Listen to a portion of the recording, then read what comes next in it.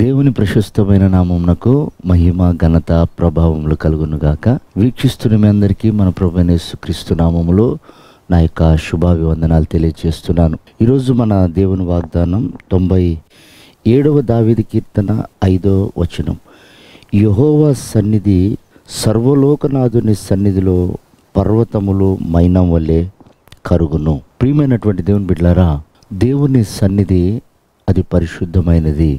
దేవుని సన్నిధి అగ్నిమయమై ఉండును అని బైబిల్ సెలవిస్తుంది. మీ మధ్యలో నేను అగ్నిగా ఉంటాను అని ప్రభు సెలవిచ్చారు. 7 దీపస్తంభముల మధ్యలో సంచరించువాడు అగ్ని జ్వాల నేత్రములు గలవాడు అని బైబిల్ సెలవిస్తుంది. దేవుని వాక్కు అగ్ని వంటిది అని బైబిల్ సెలవిస్తుంది. ప్రియమైనటువంటి దేవుని బిడ్డలారా, దేవుని సన్నిధిలో ప్రతి కొండలు, ప్రతి విధమైనటువంటి కఠిన హృదయాలు, ప్రతి విధమైనటువంటి రాతి మనస్సు అది మైనం వల్లే కరిగిపోతుంది. ఎలాగునంటే దేవుని యొక్క మాటను బట్టి, దేవుని యొక్క వాక్యం మనం వింటున్నప్పుడు మనలో ఉన్నటువంటి కఠిన హృదయము, లోబడనొల్లని మనస్సు, తిరుగుబాటు మనస్సు, ఇలా దైవ స్వభావానికి వ్యతిరేకంగా ఉన్నవన్నీ కూడా కాలిపోవాలి. అప్పుడే మనం రూపాంతరపరచబడతాం. చూడండి, బైబిల్లో సౌలు ఒకరోజు దావీదును చంపాలని అనేక మందిని తన కొరకై వెతకటానికి పంపినప్పుడు రామాలో సమూయేలు దగ్గర దావీదు ప్రార్థన చేస్తూ ఉన్న సమయం, ఆయన సన్నిధిలో ఉన్న సమయం, ఆ సమయంలో సౌలు పంపిన ప్రతి ఒక్కరూ ఆ స్థలములకు రాగానే వారి మనస్సులు మారిపోతున్నాయి, వారి పద్ధతులు మారిపోతున్నాయి.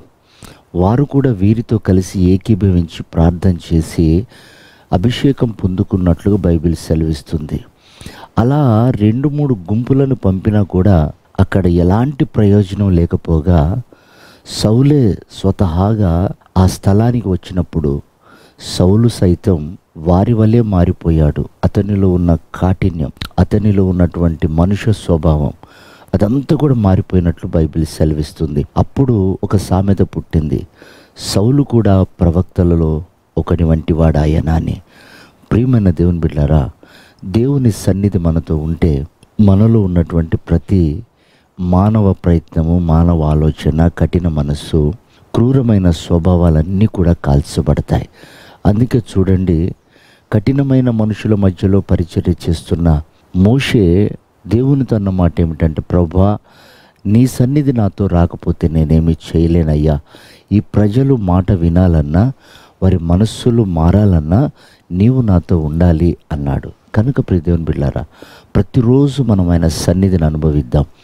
ఆయన సన్నిధి మనతో ఉన్నప్పుడు మనలో కాఠిన్యమే తొలగిపోవటం మాత్రమే కాక, కఠినాత్ములైన మనుషుల మధ్యలో దేవుడు తన నామాన్ని ఘనపరుచుకుంటాడు. కనుక ఎల్లప్పుడూ ప్రభు సన్నిధిని మనం అనుభవిస్తూ ఆయన రాకడ కొరకే మనం సిద్ధపడదాం. అలాంటి ఉన్నతమైన కృప ప్రభు మనందరికీ అనుగ్రహించును గాక. ఆమేన్.